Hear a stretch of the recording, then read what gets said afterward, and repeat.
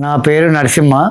నేను రాంపల్లి నుంచి వచ్చాను. నేను పుష్పగిరి హాస్పిటల్కి వచ్చాను. కంటి ఆపరేషన్ చేయించుకున్నాను. ఆపరేషన్ చేయక ముందు డాక్టర్లు, నర్సులు నాకు ధైర్యం చెప్పారు.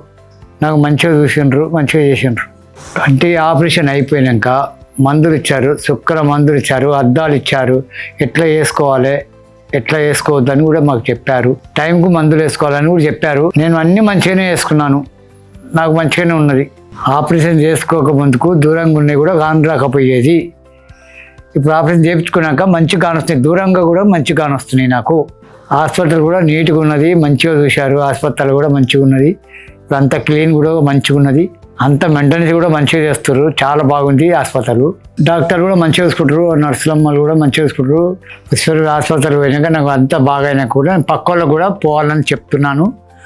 తొలకపోతారని కూడా చెప్తున్నాను. పుష్పగిరి హాస్పిటల్ పోమని చెప్తున్నాను. నేను నాకు బయట మంచిగా ఉన్నది. Thanks Pushpagiri eye hospital.